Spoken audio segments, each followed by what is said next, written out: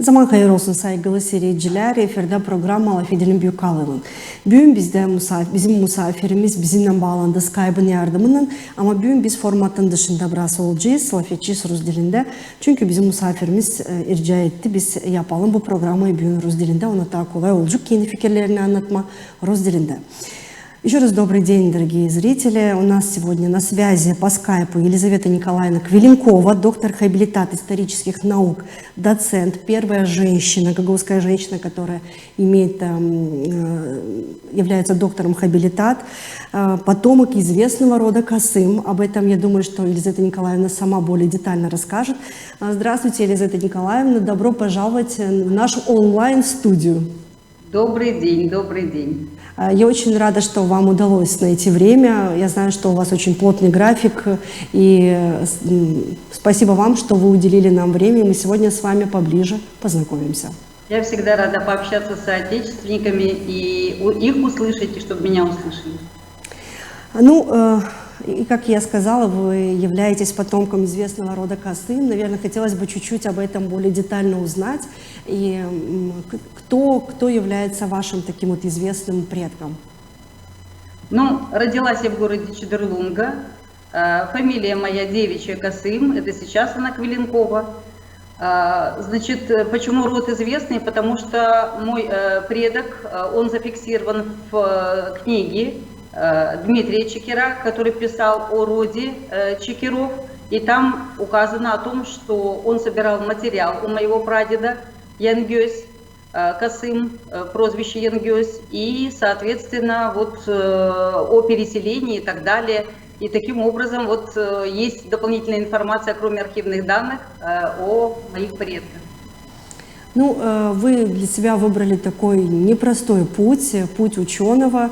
Наверное, это было какое-то, не знаю, решение серьезное, потому что не каждый решается отдать свою жизнь и все свое время на исследование. Это очень непростой труд, это долгими годами, ночами, днями, ночами надо сидеть в архивах, работать, искать информацию, общаться с людьми. И были ли какие-то такие задатки ученого еще в детстве? Может быть, какие-то моменты, которые вам сегодня говорят о том, что этот интерес у вас был еще с раннего детства? Знаете, могу сказать, что в детстве надо, видимо, ставить большие цели, и тогда мы придем к тем целям, которые являются истинно нашими. В детстве я мечтала быть президентом. Я думаю, что, может быть, все дети об этом мечтают, или многие, по крайней мере. Но поскольку я сама по себе, по натуре гуманитарий, соответственно, эта тяга к истории, и не только к истории, а к наукам, связанным в том числе и с юридической направленностью. Изначально я, конечно, планировала стать юристом, и для этого прикладывала огромные усилия.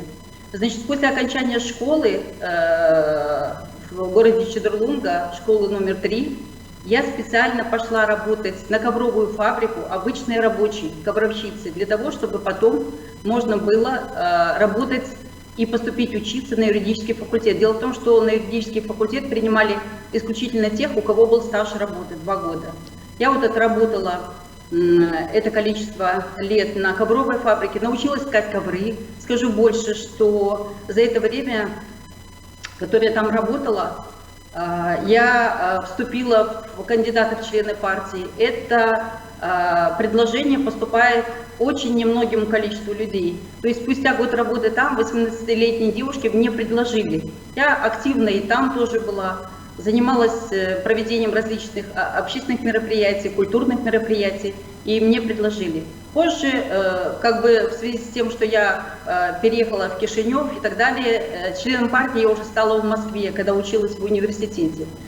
Были ли задатки? Задатки связаны с этой областью. Не получилось у меня устроиться по работе по юридической направленности и поступить в университет по юридической направленности, потому что, я пыталась устроиться в Кишиневе, и мои документы проходили тестирование на протяжении 3 месяцев, и, как оказалось потом, мне не ответили отказом, но, как оказалось потом, эта длительность и непринятие решения были связаны с тем, что дед мой в прошлом примар, Он знал 8 языков и был примаром в румынский период. И вот это вот сыграло большую роль для того, чтобы не, так сказать, предоставить мне зеленый свет на данном пути. Ну и после этого я выбрала эту область историческую. И вы знаете, все, что делается, все к лучшему. Я по натуре фаталист и уверена, что именно таким образом Бог вел меня к той миссии, для которой я в этой жизни предназначена. Вот я очень благодарна Богу, что у меня вот так сложилось, получилось, что я стала историком, а в сущности этнологом по специальности, и этой областью занимаюсь всю жизнь. Сказать, что отдала жизнь, наверное, как-то звучит не очень, но я свою жизнь этому посвятила. И, на мой взгляд, вот люди, которым Бог дает определенные способности, таланты, дар, они не только как бы вот этим обладают, но они должны отрабатывать этот дар. Этот дар просто так не дается. И я отрабатываю всю жизнь вот то, что мне Бог дал. Да, действительно, у меня получается этим заниматься. Я прикладываю все усилия для этого, и, соответственно, вот результаты, они есть. Ну, вы выбрали профессию историка, но, несмотря на это, вы не пошли в учителя, да, но выбрали научный путь. Почему именно в сторону науку вы посмотрели? Ну, учитывая, что я окончила Московский государственный университет имени Ломоносова, все-таки кадры оттуда не шли в учителя и готовили для каких-то таких руководящих должностей, это точно. Я закончила университет в 1991 году, как раз когда Советский Союз разваливался.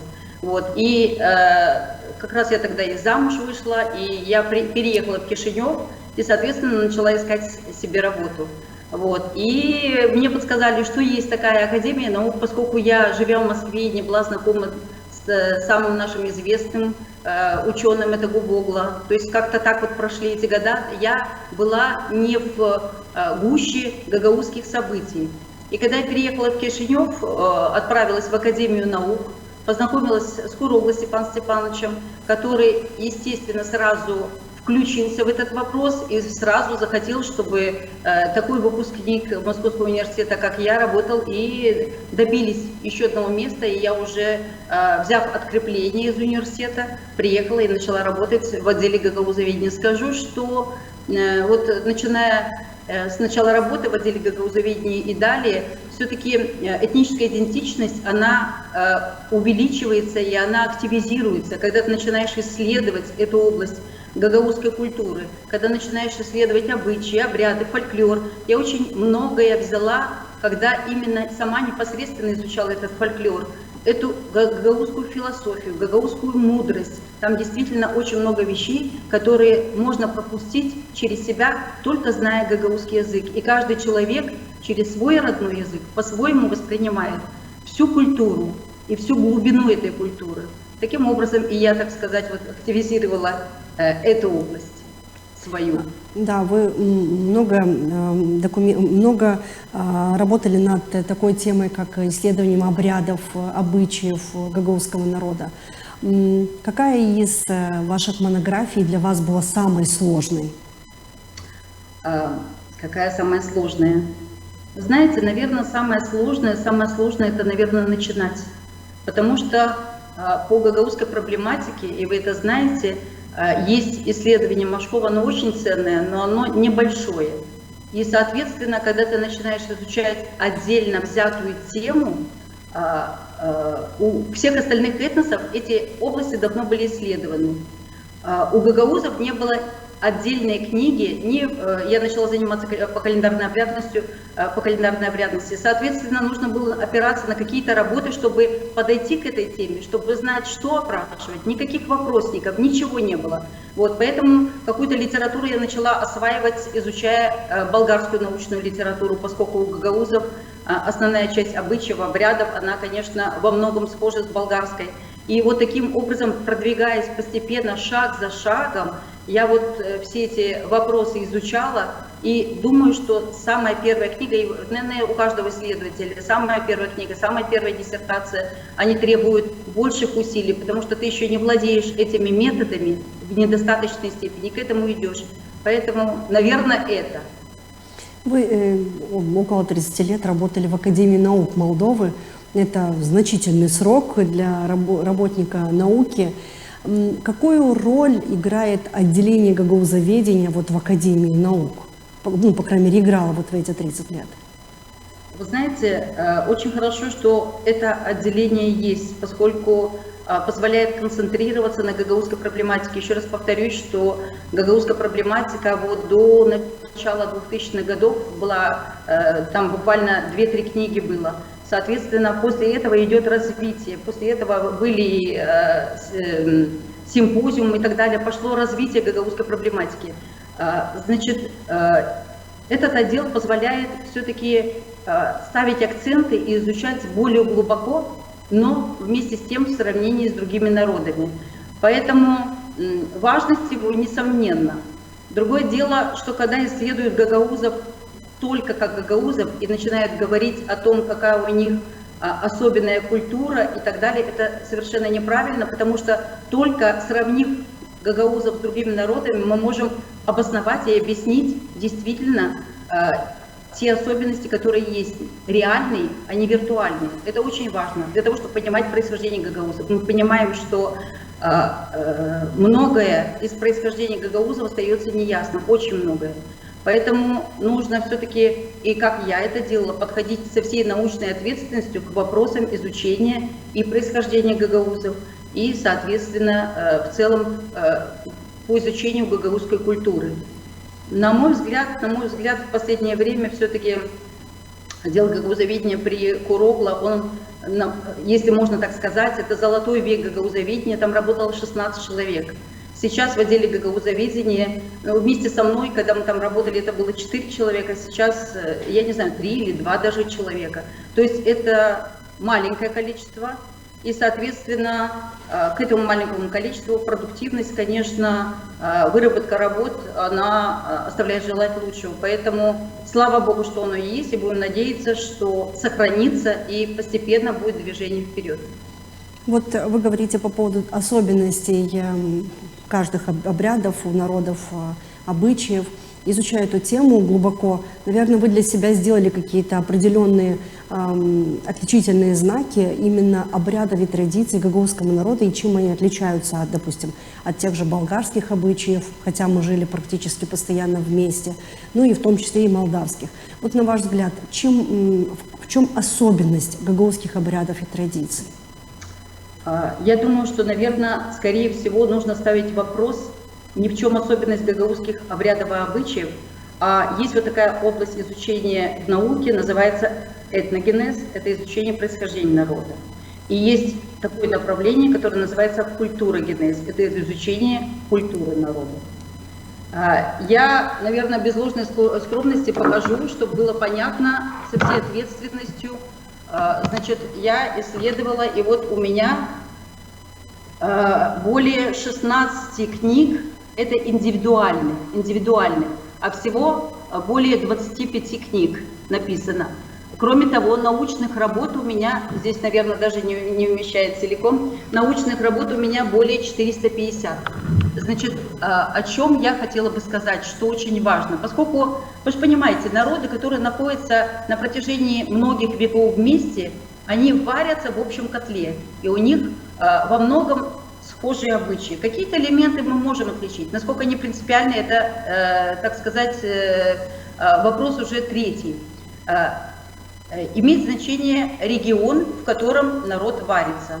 Гагаузы являются народом балканского происхождения, и вся их культура, которая есть, а я изучила традиционную духовную культуру, все области традиционной духовной культуры. Это и календарь народный, это и народная медицина, это и песенный фольклор, это и паломничество у гагаузов, это и значит, апокрифические тексты, это тексты религиозные, уникальные вообще вещи на гагаузском языке, тексты религиозного содержания, но не канонические. Это и культ волка я изучила очень тщательно, внимательно в сравнении с балканскими народами, с тюркскими. Это и курбан у гагаузов и так далее. То есть все вот эти вот различные области я очень внимательно и подробно изучила в этих книгах. Каждая книга посвящена отдельной области гагаузской культуры. И могу со всей ответственностью сказать, что гагаузская культура является балканского происхождения. То есть в целом они являются и этнос балканского происхождения. И здесь доказывать ничего не надо. Другое дело, что важно очень, что на самосознание и менталитет гагаузов очень сильно влияет язык. Язык это впитывается с кровью, и тюркские языки, на мой взгляд, они особенно влияют на происхождение. И вот это сочетание православия и тюркоязычности формирует гагаузский национальный характер, благодаря которому гагаузы добиваются того, чего не могут добиться другие этносы. В частности, редкий исторический шанс, который гагаузам не преподнесли на блюдечке, это создание собственной автономии. Гагаузы это сумели завоевать, сумели защитить, и они продолжают это защищать. И это все благодаря гагаузскому национальному характеру, благодаря тем усилиям, которые прикладывает в целом этнос. И я горжусь тем, и не только я, и гагаузы, которые живут здесь, за рубежом, благодаря этим усилиям, что есть автономия, они не стесняются говорить о том, что они гагаузы. Они могут прочитать о том, кто они, что они, какие у них обычаи, обряды, какая у них культура. Они могут гордиться этой культурой, потому что они сохраняют свои семейные ценности, они уважают старших, они уважают семью, они уважают в целом эти ценности, которые свойственны данному народу, и гордятся ими. Это, на мой взгляд, самое главное, что есть. Что касается, вы говорите, особенностей такого вопроса, который постоянно затрагивается, и который, мы знаем, что и волк есть на знамени, на первом знамени Гагаузской республики и так далее. Могу абсолютно точно уверить, что культ волка у гагаузов вписывается в общую концепцию обрядности балканских стран. Поскольку культ волка у тюркских народов, предполагающих и определенную мифологию, и использование частей волка в народной медицине и так далее, у гагаузов отсутствует. Поэтому по культу волка здесь тоже однозначный вывод. Но я не думаю, что гагаузы должны на это обижаться. Это факт, который мы имеем. Это называется изучение, ввиду отсутствия архивных источников, изучение происхождения гагаузов через культуру. И мне представляется, учитывая, что отсутствуют другие источники, это очень важная база, доказательство того, что мы имеем. Гордиться надо тем, что гагаузы сумели на Балканах ввиду родственных им или близких по культуре этносов, они сумели сохраниться, и они сумели завоевать свою государственность. Это самое главное. Да. Несколько лет назад вы переехали в Беларусь, где продолжаете научную деятельность. Есть ли возможность продолжать научную деятельность по тематике гагаузов, находясь в Беларуси? Скажу вам точно, не только есть возможность, этой книги здесь нет. Значит, надо будет ее принести, она осталась в комнате, могу принести. Значит, не только есть возможность. В 2023 году, в начале 2023 года, я издала книгу, называется «Гагаузы в Молдове и Беларуси. Градий идентичности и стратегия самосохранения». Более того, значит, она построена на полевом материале. Это книга, представляющая изучение в разных плоскостях. Это и этносоциология, и этнополитология, и этнология. То есть она сочетает разные области. И издавалась книга на деньги Академии наук Беларуси. То есть эта возможность предоставляется, в отличие от того, когда я была в Молдове и для каждой из этих книг искала спонсора, чтобы можно было издать. Здесь эта возможность предоставляется. Плюс Иван Степанович Кыса, который доктор биологических наук, который здесь живет с советского периода, он активно контактирует со всеми гагаузами, он бизнесмен, у него своя фирма по выращиванию и по генетическим исследованиям животноводства в Беларуси. У него огромные успехи в этой области. И он поддержал тоже издание этой книги, выкупив 100 экземпляров. Поэтому исследования продолжаются, и не только по гагаузам, поскольку, так сказать, все-таки у нас, у гагаузцев, у всех общая родина, или у тех гагаузов, ну, те, которые живут в Одесской области Украины, у них, в принципе, Гагаузия тоже является их малой родиной или этнической родиной. Вот. Поэтому Молдова занимает и в моем сознании, внутри, в душе моей, конечно, отдельное место. И, соответственно, этому было посвящено исследование, которое я провела. Книга находится, очередная книга находится в типографии, называется «Молдаване в Беларуси. Адаптация и интеграция». Вот такое название. Она выйдет через пару месяцев, она уже выходит, и тоже издается за деньги Академии наук Беларуси. Поэтому огромное спасибо белорусскому государству, которое позволяет и исследовать, и издавать книги по этническим меньшинствам, по национальным меньшинствам Беларуси. Это, на мой взгляд, огромное достижение. Вот вы сказали, что в Беларуси живут люди из Гагаузии, которые сегодня имеют какой-то статус, достигли какого-то уровня. Много ли вообще гагаузов сегодня проживает в Беларуси? Вы знаете, здесь подсчет очень сложный. Почему? Потому что те гагаузы, которые живут с советского периода, у них белорусские паспорта, и они фиксируются в переписи. Вот. Те гагаузы, которые приехали в постсоветский период, а их тоже немало, они в переписи не фиксируются, то есть они идут как бы, их численность идет отдельно. Если мы говорим о переписи, то я просматривала переписи 2009 года, там их было где-то 220 человек, немного. Но к этому, я думаю, что в 2 раза больше то количество, с которыми я общалась, встречалась, гагаузы здесь, это те, которые с молдавскими паспортами. Вот. И когда их здесь называют молдаванами, они говорят: нет, мы гагаузы, и это вызывает гордость. Ну, я знаю, что вами были разработаны различные методы работы, исследований в истории. Эти методы, они помогали вам лично работать над своими трудами, или вы их внедряли и для реализации от других ученых? Вы знаете, методы исследования, еще раз, когда я начинала, я, конечно, начинала, основываясь на собственном пути, потому что не так все просто исследовать гагаузскую проблематику. Смотрите, я вам сказала, что ориентировалась на исследования болгарских ученых в первой книге при изучении календарной обрядности. И, соответственно, вот у болгар там на Новый год изготавливается милина. И я, соответственно, обходила гагаузов и спрашиваю: вот на Новый год у вас милина делается? Нет, не делается. Ну, думаю, как же так? Вот гагаузы и не делают, болгары делают, а гагаузы не делают. И как оказалось потом, что, оказывается, они делают свое, которое называется там или там пидя, или там разные названия есть на Новый год, куда вставляют там перышко и так далее, монетку и так далее. То есть у них просто свои названия, и приходилось отталкиваться от собственного опыта, который нарабатывался, причем не сразу. Вот. Но хочу сказать, что вот тот метод, огромная база и методы, которые наработаны мной, они позволяют, и одно из пособий, которое у меня вышло, научно-методическое пособие по вот именно изучению традиционной культуры, оно позволяет использовать его и другими учеными в других областях, потому что в целом методика подхода в изучении, она одинаковая. Разнятся только, так сказать, вот какие-то детали. Кроме того, вы же понимаете, поскольку пока я жила в Гагаузе, я изучала традиционную духовную культуру, опрашивая исключительно старых бабушек. Они живут компактно и так далее. Мы опрашивали то, что было в прошлом. Но изучать только прошлое, без того, чтобы понять, что происходит в настоящем, этого недостаточно.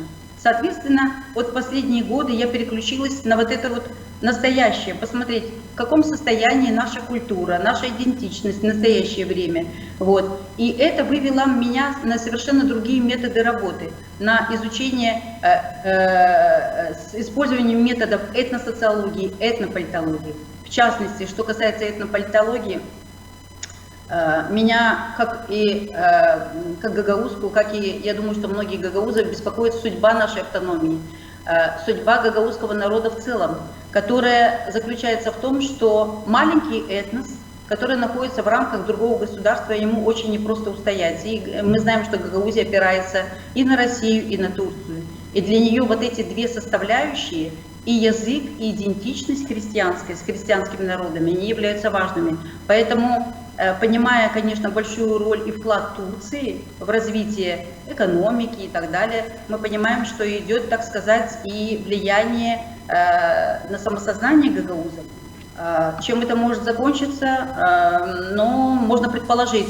И вот это этнополитологическое направление, которое я развивала, оно связано с именно вот моими какими-то опасениями и стремлением показать, вот с точки зрения ученого, все же как нужно, на что нужно обратить внимание и как нужно вот продвигаться дальше, чтобы балансировать нужно, чтобы сохранить и одну, и вторую сторону, и сохраниться какая-то. Вы буквально недавно были на родине у себя в Молдове и в том числе приезжали в Камрадский госуниверситет. Скажите, пожалуйста, какие мероприятия вы провели здесь, находясь, и с кем вам удалось, кому удалось с вами встретиться? Давайте так зададим этот вопрос. К сожалению, вот все мои усилия не увенчались успехом, с вами не получилось встретиться, поскольку количество дней там было очень ограничено. И в Камраде тоже было непродолжительное время. Это, конечно, побывало на телевидении, спасибо гагаузскому телевидению. Они всегда рады, они всегда готовы записать программу для того, чтобы и соотечественники услышали голос представителя науки. Потому что я смотрю по интернету, материалы пользуются огромным спросом, те, которые я пишу. Не всегда люди ссылаются, далеко не всегда.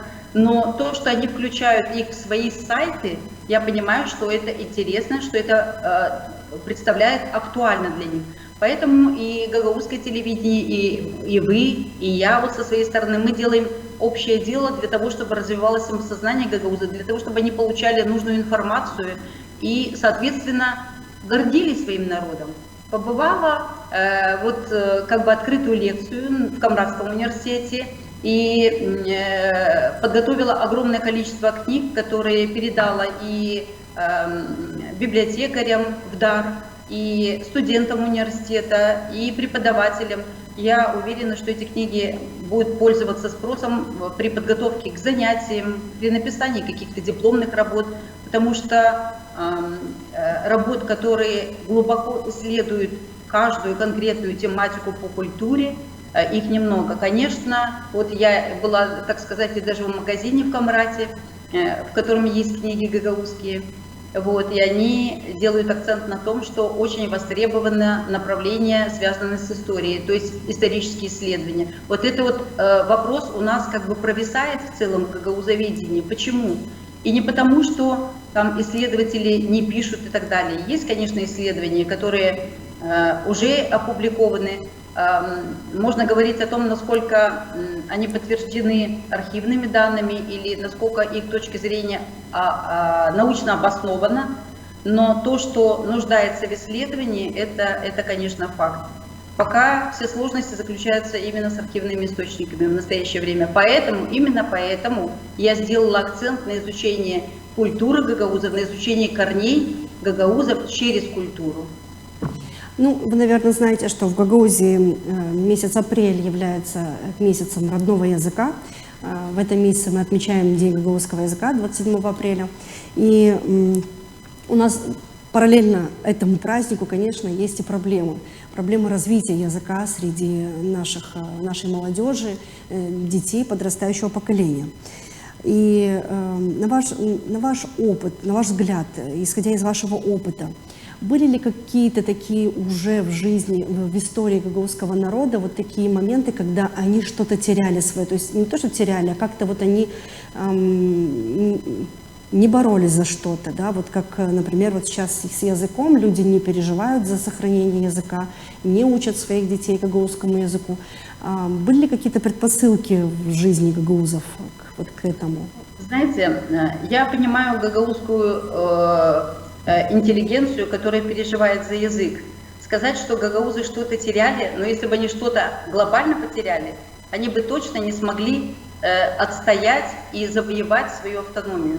Поэтому, вы же понимаете, нужно здесь исходить из реальной ситуации, значит, которая такова, что все-таки вот родной язык, он за пределами Гагаузии не актуален, поэтому он остается на уровне души, на уровне общения с родственниками, на уровне восприятия народной философии, на уровне ощущение Родины. И гагаузы, в том числе Иван Степанович, о котором я говорила, Кыса, при любой возможности старается общаться на гагаузском языке, хоть он давно там не был, хоть здесь нету гагаузского пространства. Как только какая-то возможность есть, какой-то соотечественник, он всегда общается. Почему? Потому что дорого то, это вот как, знаете, старинные одежды. Они тебе очень дороги, но ты их надеть не можешь. Это и боль, это и радость. Ты открыл, посмотрел, надел на какой-то праздник.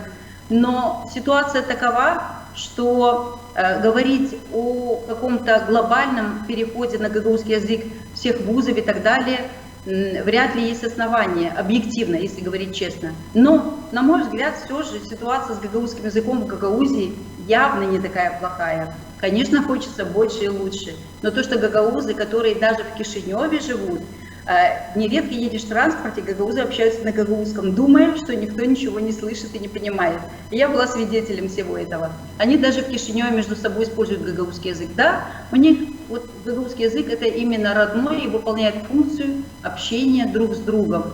Говорить о том, что он выйдет на научный уровень, что он выйдет на уровень исследования каких-то предметов, есть вопросы, потому что потом наши дети и так далее вливаются в какое-то более широкое пространство, и, соответственно, в таком случае они бы чувствовали себя не вполне полноценными, не владея той терминологией, которая есть в другом пространстве. Поэтому гагаузы и так четырехязычные. Это их преимущество наших детей в разных странах, что они владеют этими языками.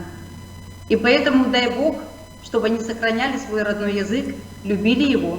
И я думаю, что дальше вот пользовались им. Он может сохраняться, понимаете, вот в том пространстве, где основное ядро гагаузов. А те гагаузы, которые выезжают за пределы своего этнического пространства, соответственно, их дети, они этого языка практически вообще не слышат, они его утрачивают. И опять же, это объективные процессы интеграции в другое пространство, адаптации и так далее. С этим ничего не сделаешь. Но поддерживать язык в том пространстве в Гагаузии, это, конечно, и большие усилия, и большая роль в этом. И то, что он поддерживается, это тоже факт. Дай Бог, чтобы это продолжалось. Да, спасибо огромное, Елизавета Николаевна, за то, что вы сегодня уделили нам время. Мы с вами поближе познакомились, наши зрители получили, уверенно, массу удовольствия и еще раз убедились в том, что наука у гагаузов есть, и она очень активно развивается, есть очень много трудов ваших. Где бы могли, допустим, люди найти ваши труды, допустим, в интернете, на просторах интернета? Они доступны? Да, все свои работы. Дело в том, что работать в стол или просто для того, чтобы издать, это бессмысленно. Поэтому у меня очень тесные контакты с библиотекой университета Камрадского. У них сайт очень хороший, и все свои работы в PDF-варианте я отправляю туда. Они выставляют на сайте, и, насколько я вижу, люди этим пользуются, поэтому они доступны. Они есть в библиотеках, насколько возможно всем оказаться в библиотеке, поработать, но они есть и в бумажном варианте. Самое главное, что они представлены, и не только на этом сайте, они представлены в интернете, это точно. Спасибо вам огромное, вам больше творчества, ждем вашей работы, новые труды, новые монографии, с удовольствием их прочитаем, изучим то, что вам удалось исследовать, и, наверное, вам вдохновение, потому что на самом деле это большой труд, и нужно постоянно откуда-то черпать силы, черпать вдохновение, поэтому, конечно, вам этого мы и желаем. Спасибо. Силы можно черпать, когда есть близкие люди рядом, которые понимают, когда есть человек, с которым ты вместе в одну сторону смотришь, дышишь, когда есть дети, которые поддерживают, я всегда ощущала эту поддержку, когда есть работа, от которой ты не устаешь, от которой ты получаешь силы. Это, конечно, составляет вот то счастье в жизни, которое, на мой взгляд, может быть, не всем дана, но люди должны к этому стремиться, найти ту работу, которая у них получается, чтобы они действительно ощущали себя гармонично в этой жизни. И тогда все будут добрые. Спасибо. И вам тоже большое спасибо. дорогие зрители. Спасибо, что вы были сегодня с нами. Эфирда программа Дуа Фиделин Бюкалының, біз Бюла Фитик Руз делінде. Бүгін мұсафирлікте бізді скайпын ярдымынан болынды доктор хабилитат история білгілерінде доцент Елизавета Николаевна Квиленкова.